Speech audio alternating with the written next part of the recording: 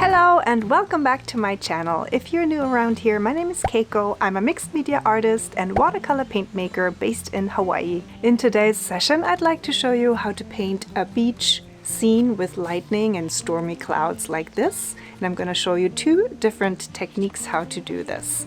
Technique number one will be masking fluid, like I did here, and also this piece was done with masking fluid, and we're also going to do a version with wax crayon. This is also part of my current challenge over on Instagram, Aloha 24 August, where we work with watercolors, crayons and gouache this month.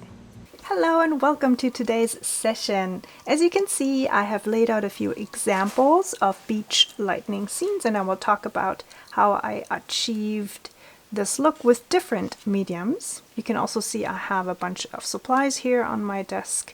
So I'm going to talk about the masking fluid later, and I'll also share with you why I have a little dish with dish soap here on my desk, as well as different types of brushes and crayons and what this little guy does. If you've ever worked with masking fluid, then you have probably had kind of like mixed or different experiences. When it goes well, it goes really well. When it doesn't go well, then you probably ended up with ripped paper or maybe even masking fluid being fused with your paper and you couldn't get it off at all. I will share my best tips and my favorite tips with you today on how to deal and how to apply masking fluid, how to store it, how everything. But first, let me talk about the examples here. So these are three different papers that you see, and it's always amazing to me to what different papers do with the exact same art supplies that you use.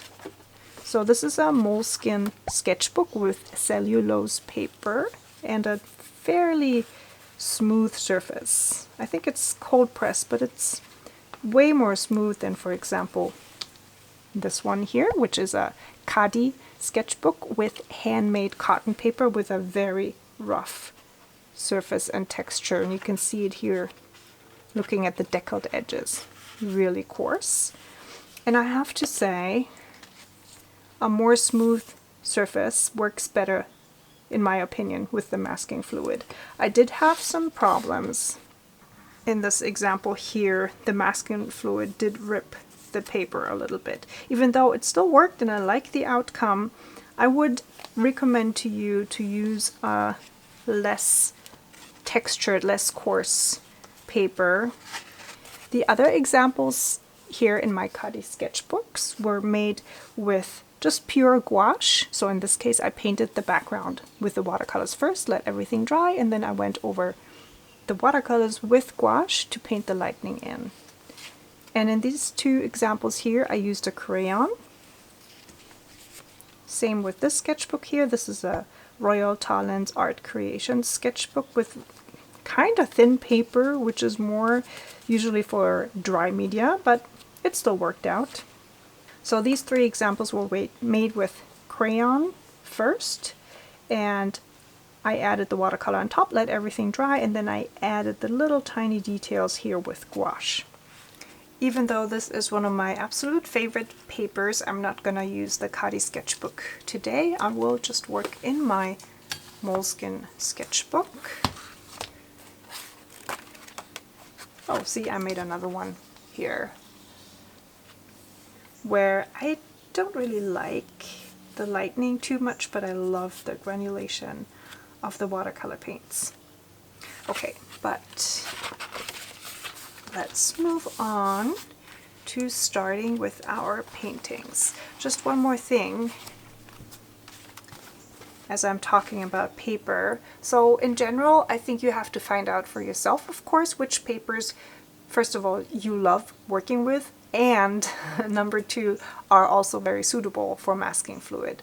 But just as a tip, I can tell you from experience that all the Moleskine products, even the sketchbooks, work pretty well with masking fluid. And then also this one, which is pretty affordable, it's not that expensive, is the Canson or Consol XL watercolor paper. This is also a cellulose paper, just like the Moleskine one, with a fairly smooth surface, and I have good experience with using it with masking fluid.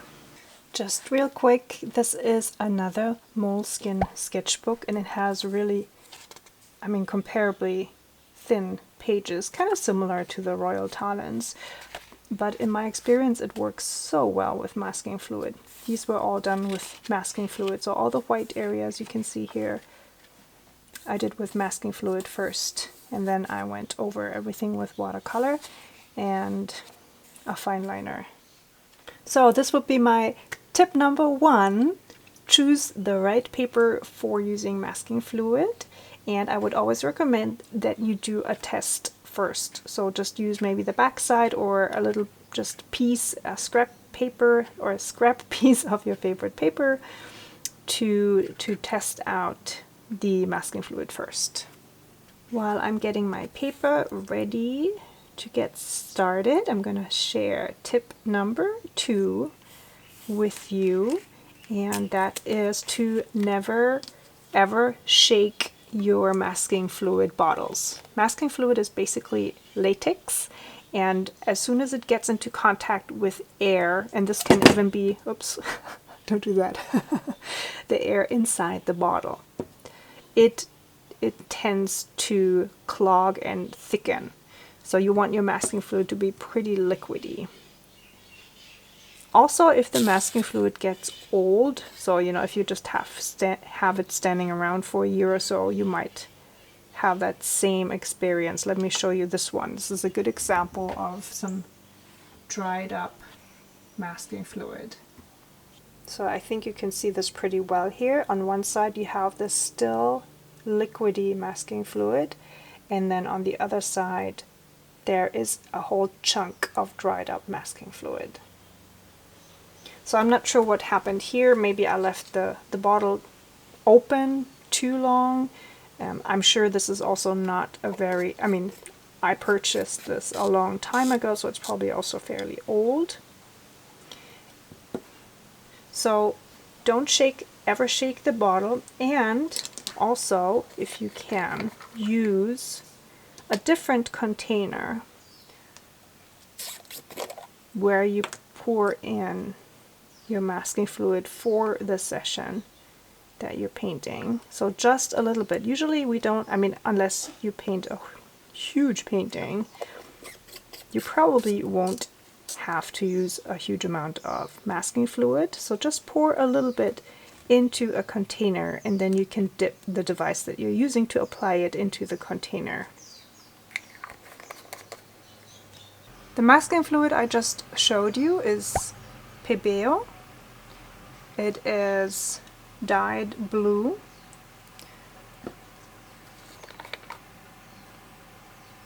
The other one I have tried so far is by Winsor & Newton, which is dyed yellow.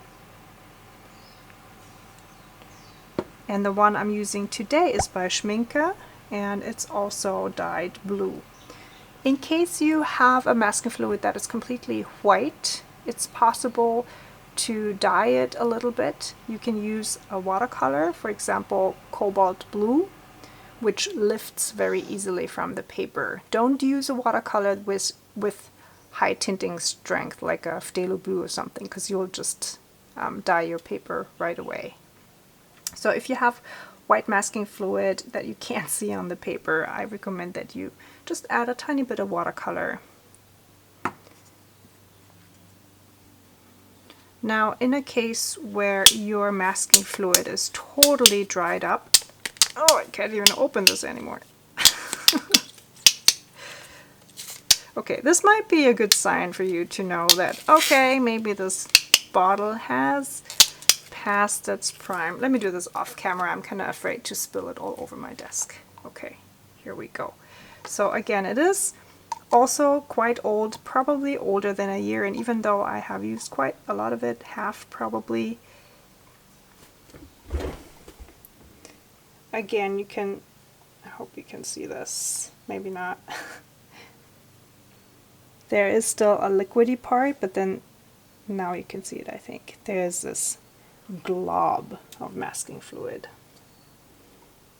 So in case your whole bottle looks like this big glob and there's just no liquid anymore, then you just unfortunately have to toss it. If, however, your masking fluid is just a little thick, and this is tip number 3, then you can add a few drops of water and thin it down. Just make sure you don't use too much water, because in that case you're just gonna end up with masking fluid being too thin, too watery, and then it'll definitely rip your paper. So I know it's kind of like this balance act with the masking fluid. But if you do not shake your bottle ever and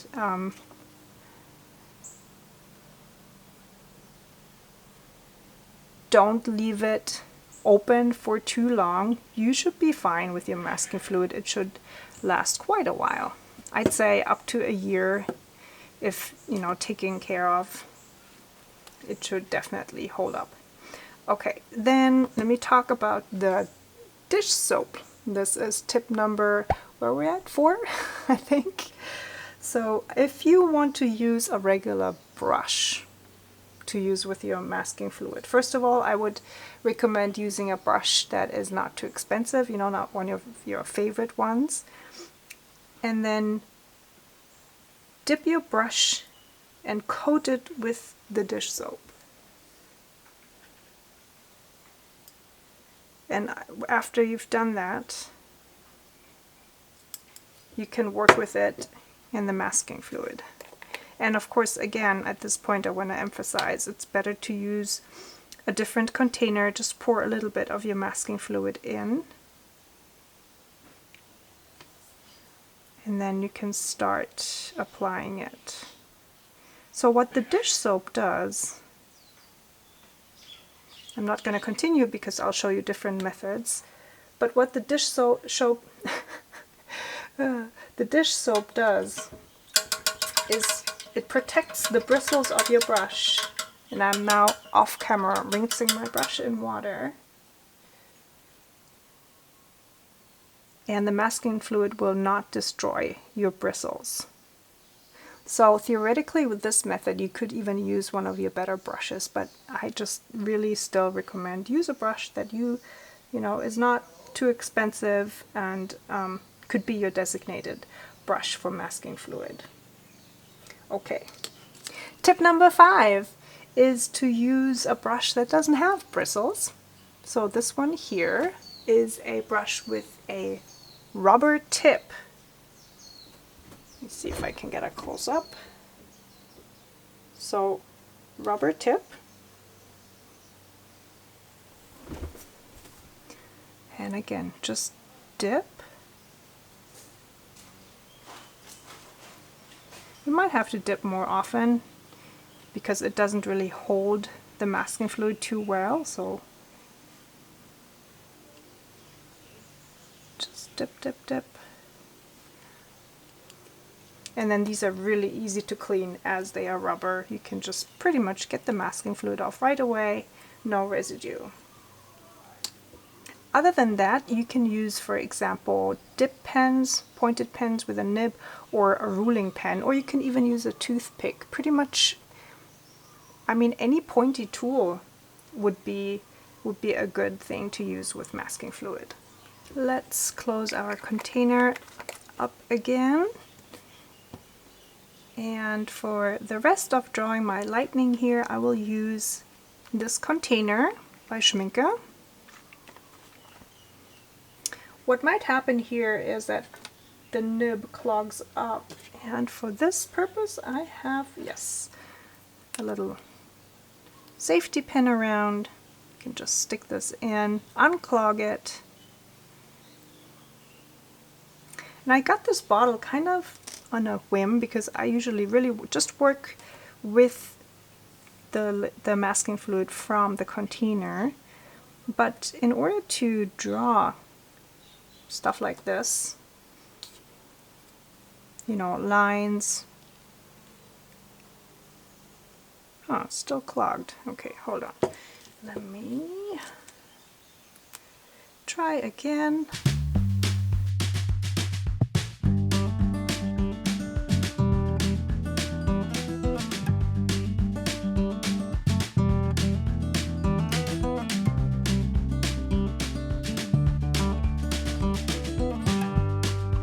Ooh, glob. Okay, big one down here. And then I usually start with the main arm of the lightning, and then I use some of the points here to continue the lightning into other areas. And bear in mind that we're also going to paint some water and a coastline down here. Don't go all the way down to the bottom. Let's add another arm here. And then for the very fine details, we can use some gouache later, so don't be concerned about adding all the little fine details of this lightning flash. Let's do another one down here.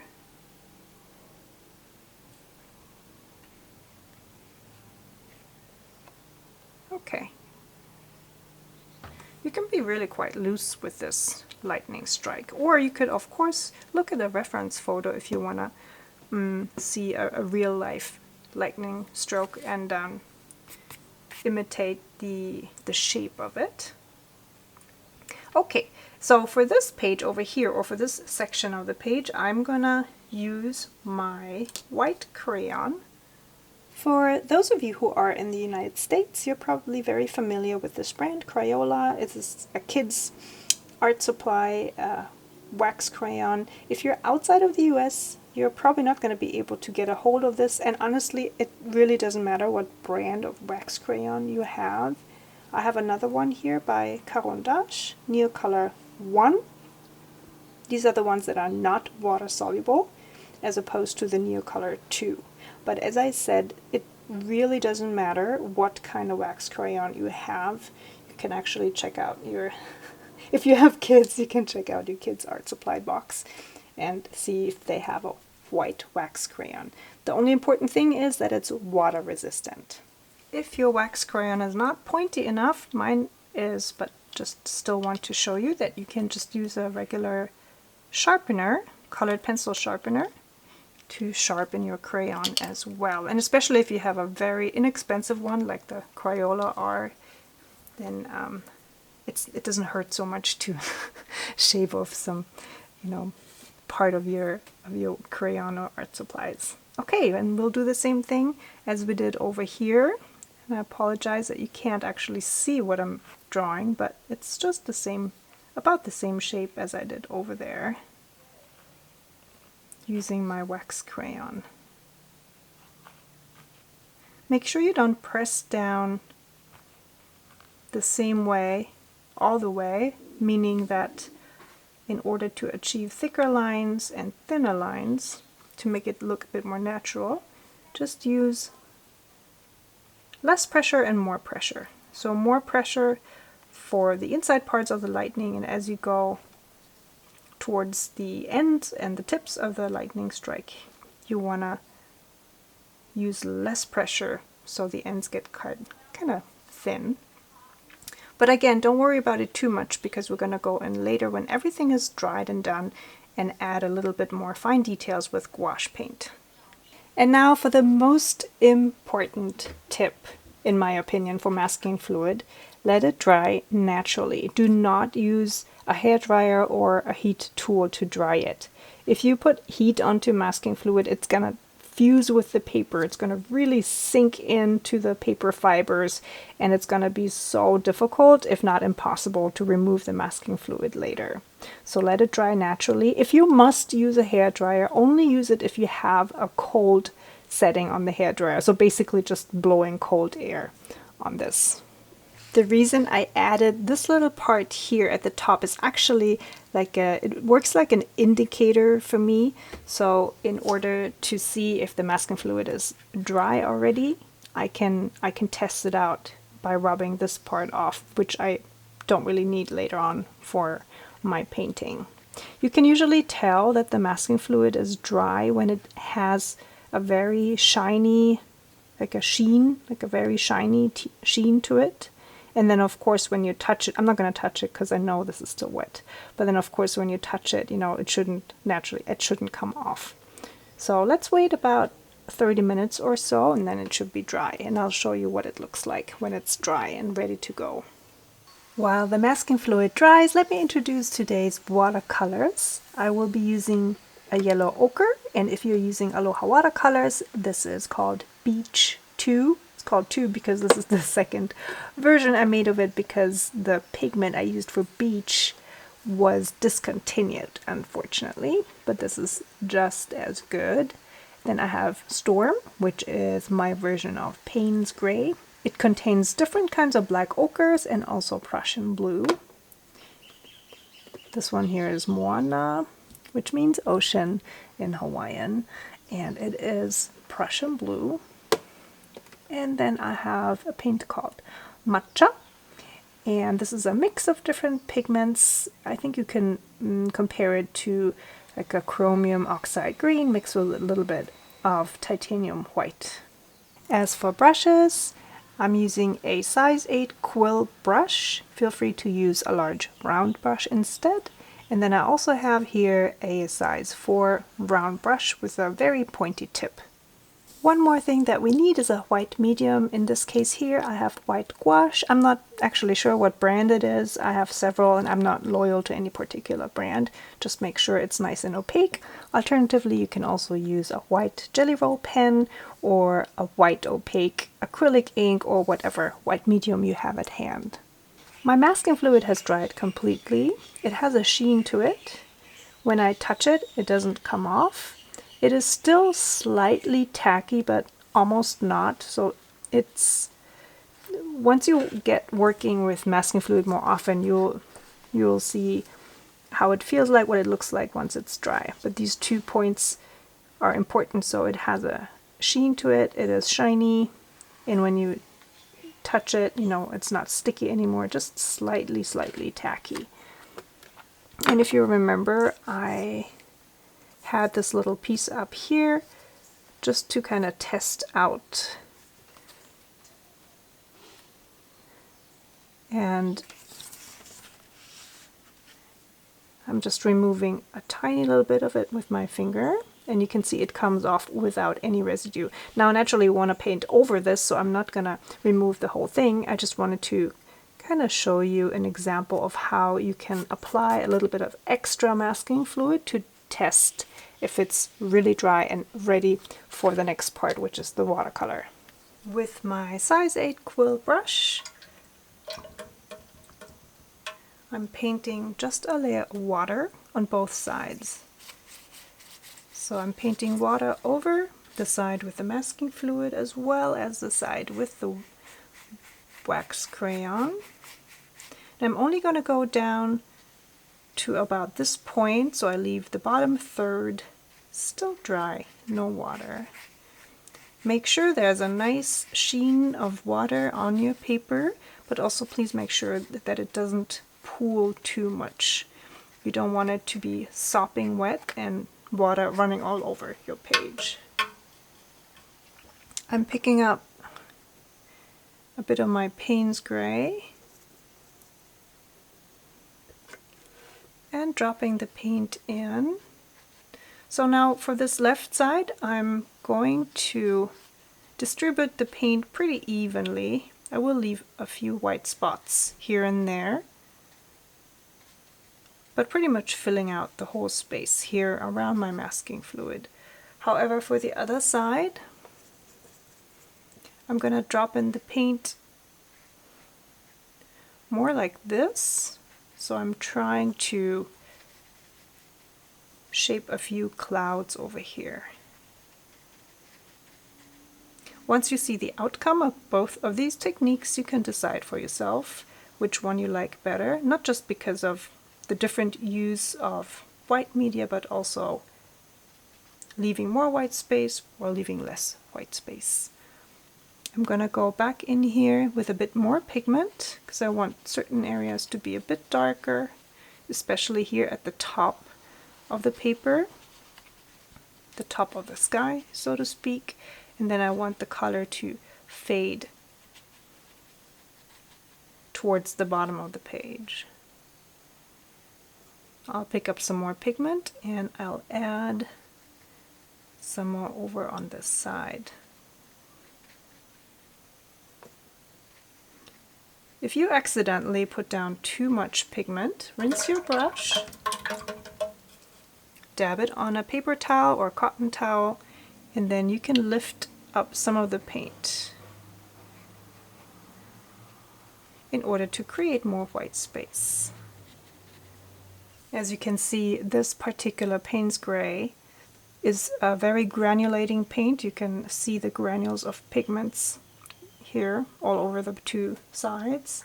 And it's also a separating paint because I use different pigments. I use different types of black and blue pigments in this paint. And I think for a stormy sky, this type of paint that consists out of more than one pigment is very well suited.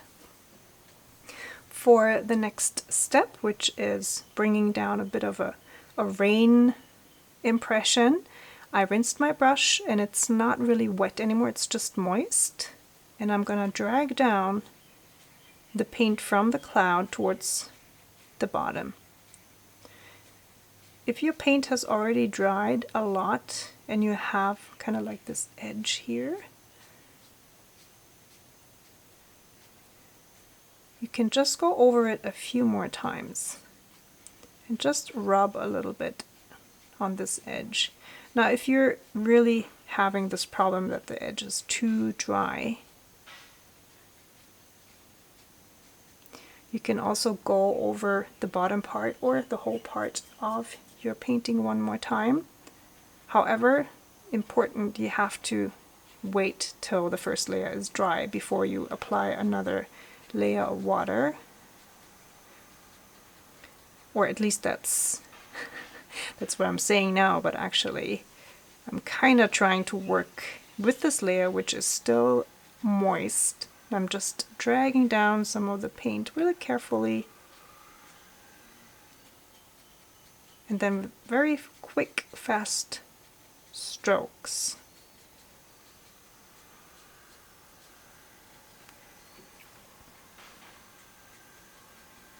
Giving the impression that there's actually rain coming down here. Let's do the same thing on the other side. Again, I rinsed my brush. It's moist but not sopping wet, and I'm dragging the pigment down from the main body of paint towards the bottom of my page.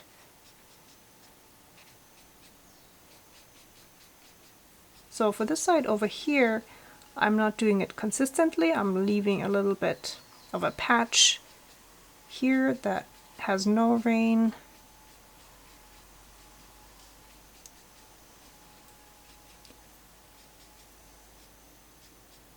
Now if you want this to be a bit more pronounced, you can of course also add a little bit more paint. So I rinsed my brush. I'm picking up really just a tiny amount of paint. It's probably a good idea to use a palette to dilute it even more so you have more control over how much pigment is on your brush. Then dropping in some paint here at the bottom and then dragging it down.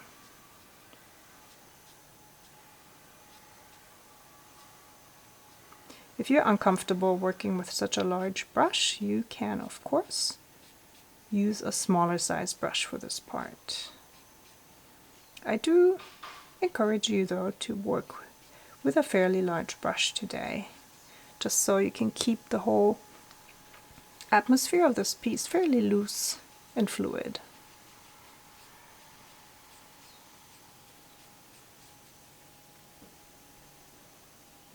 Okay, I think I'm going to try the same over on the other side here one more time, adding a few more drops of diluted paint and then dragging those drops down.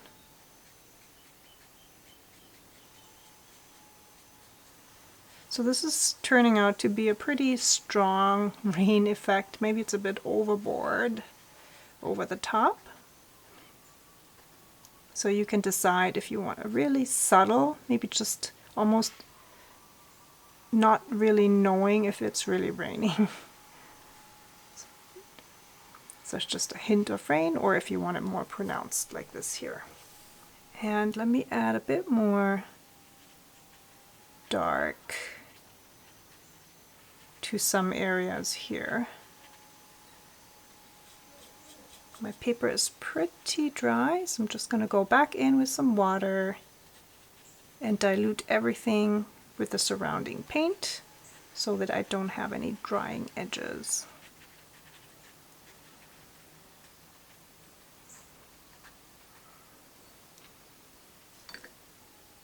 I'm going to let all of this dry, and then we go back in and paint the beach and water and coastline.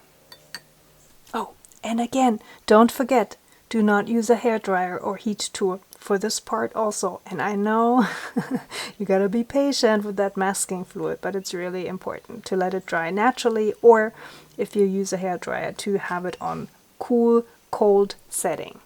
Welcome back. My paper is dry.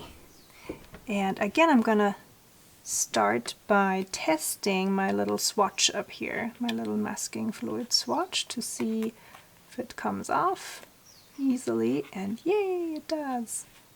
So in order to remove masking fluid, you can either use your finger, you can also use a regular rubber as in pencil eraser, and what I'm using is actually a so-called Pik-up rubber cement eraser. So there was a time when I used masking fluid a lot, and I saw somebody use this thing here. It doesn't look like much, but it really helps to pick up the masking fluid. It almost feels like feels as if it's gripping the masking fluid. So I can totally recommend this little device here, but it's absolutely not necessary if you don't want to, if you just want to go ahead, use your finger or an eraser. I think I've even seen people just use a cotton cloth, I think, or maybe a microfiber towel.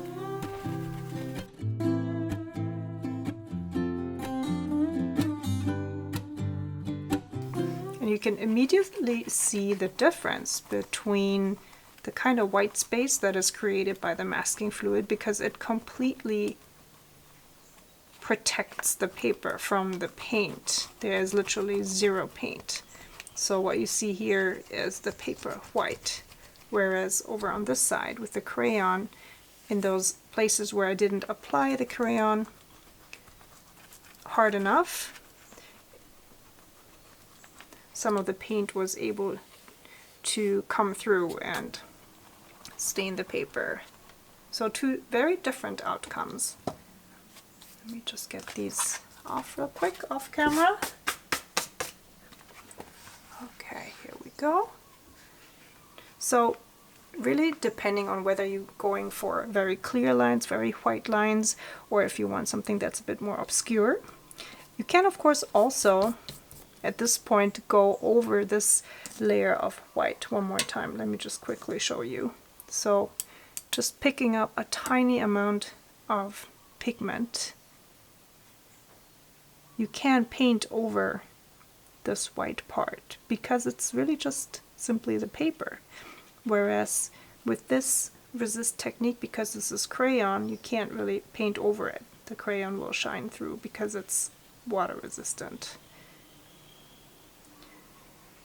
So I guess just talking about versatility, the masking fluid leaves you with more options to work with even after you've removed the masking fluid. Okay, but for now let's leave it like this. Picking up my quill brush again. I'm using the yellow ochre straight from the pan, and for this one here I'm just kind of going in here and painting a very quick, very loose beach line. And then for this part I want the beach to be kind of like on the left hand side, but also leave some space for the water and the coastline.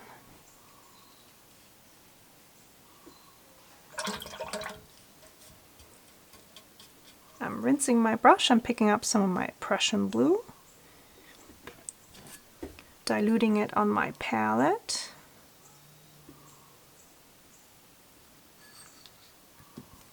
And now with quick strokes left and right, I'm just gonna add a hint of ocean.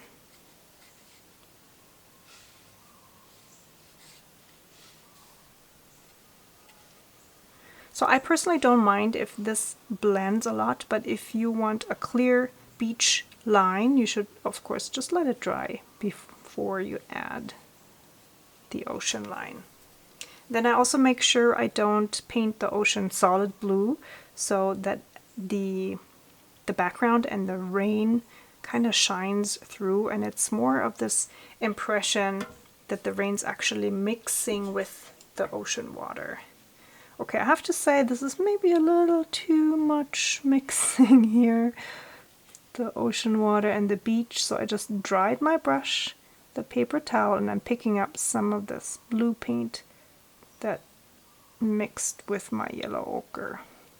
Picking up some Prussian blue again, diluting it in my palette. Oh, I think that was actually the Payne's Gray. Hold on, let me rinse my brush, pick up some of the Prussian blue. Kind of like the Payne's Grain though, so maybe I'll just mix a little bit in with my Prussian blue. Ooh yeah, that's pretty. It also will match the sky better if it's a mix of this color plus the Prussian blue. And just like on the left side, I'm gonna go left, right here for my ocean. It's maybe not enough pigment. Just a little more.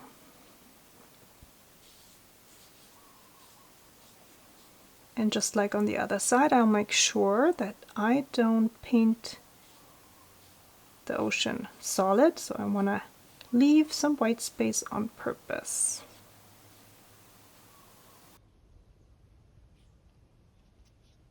And drop in some more of my Payne's Gray into the still wet water, especially around the horizon line.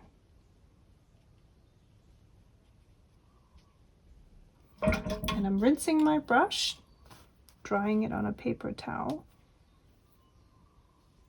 and then picking up some of the paint and then very carefully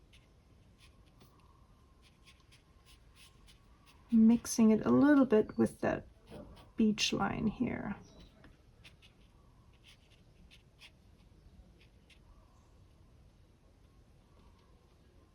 So this creates somewhat of the impression that the waves of the ocean are hitting the beach.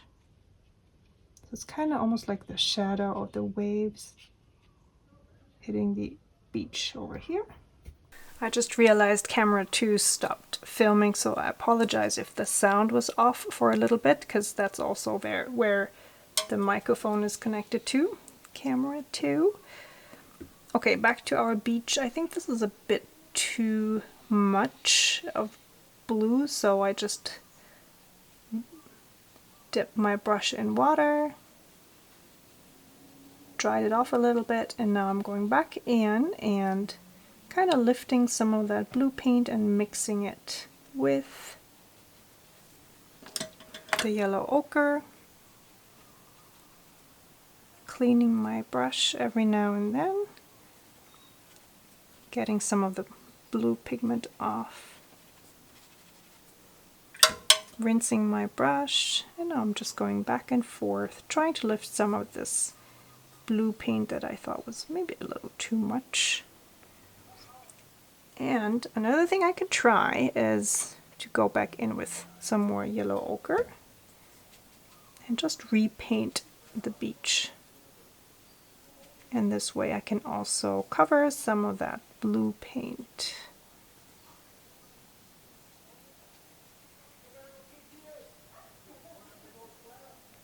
Okay, let's try a little more. Make that beach a little bit more vibrant too. Okay, yeah, I kind of like this. For the coastline, I'm using my size 4 round brush, picking up some of my matcha paint, If you don't have this color, then you can just use some kind of maybe chromium oxide green, or you can mix your own mossy olive type of green. Diluting it a little bit in my palette, and then just going over this part here. And again, I don't mind, or I should say I don't mind too much if the colors mix. So here, because the ocean was still wet, it melts into my coastline. And again, if you don't want that, just let everything dry before you add this step.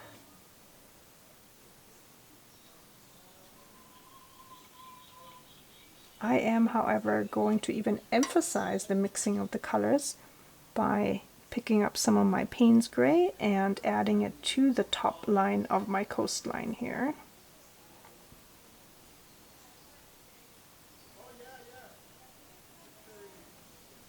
Okay, I had to change the SIM card, not the SIM card, I had to change the data card for my camera.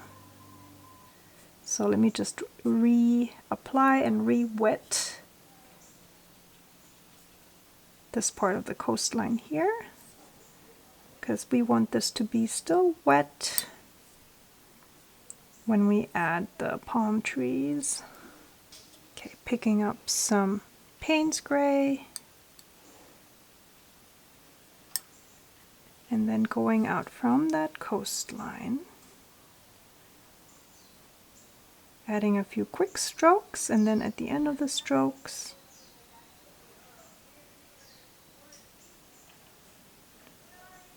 some palm tree leaf shapes. So these are very erratic movement. You kind of like jiggling your brush back and forth, and then adding some shrubbery here at the bottom.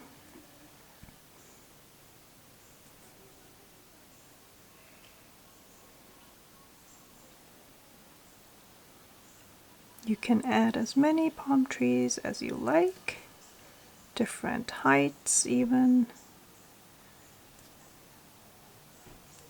You could go all the way up here to the edge of the paper, but I'm just gonna add a few here, kind of like in the center of my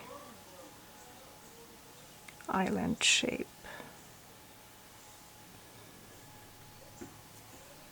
Time to remove the washi tape.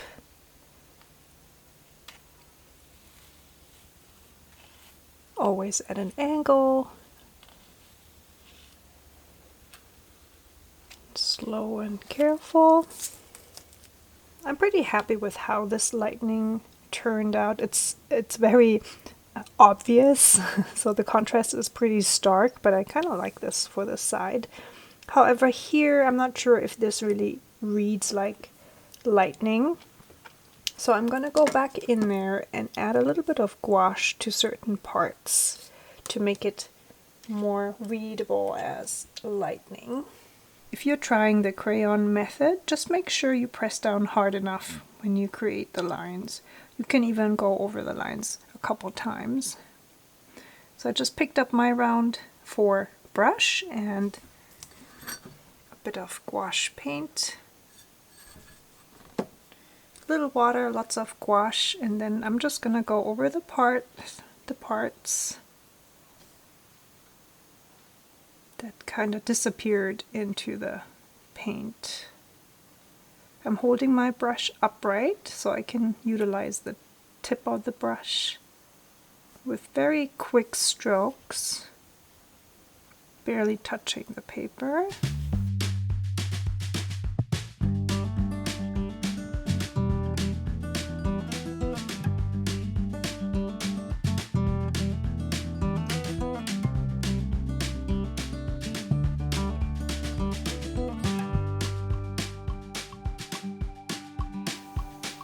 You can apply several layers of gouache if you really want those parts to be the same white as the wax crayon, or in this case the masking fluid paper white.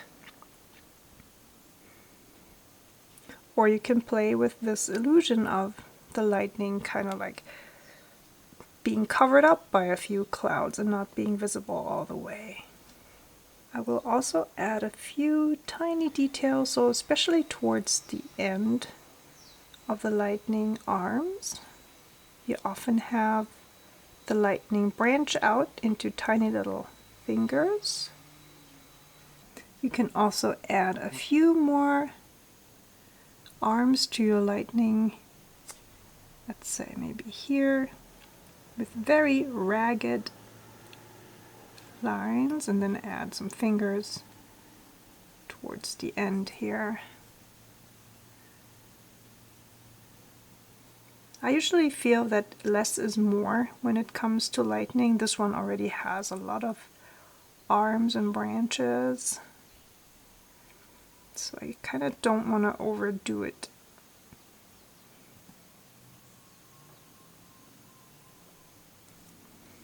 But I think it really helps to bring out the character of the lightning when you add those jittery lines. Okay, I'm going to show you a few little close-ups because I really like how the paint granulated in certain spots and how the rain shows up. Over on this side, the lightning is very bright, but I do love how the rain showed up here at the bottom and how the water kind of mixes with the beach. So I really like this part. I also like that the sky is darker here towards the top of the paper and then gradually becomes a bit lighter, ending in this rainy beach. And then over here, I just really love how you see the granulation of the black pigment here in the water, how the palm trees kind of mix with the rain. And I have to say, I do like the more subtle lightning. So the fact that I didn't apply the crayon hard enough and the paint actually covered some parts of it, I really like it, especially now that I went over it with some gouache and added a few details. With the shape of the lightning, I'm not I think it looks not too realistic, but then, you know, I don't usually go for the realistic look in my paintings. So I have to say this was a really fun session. I hope you enjoyed it too, of course, and that you feel encouraged to try out these two different techniques. Thank you for tuning in today. I hope you had fun during this session. If you enjoy painting alongside with me, I invite you to join me on Friday for a live session where we'll paint this native Hawaiian bird together. I will also introduce the 9 brand new colors, Aloha watercolors, that will be released on Sunday, August 18th. All right, hope to see you there. Aloha and happy creating!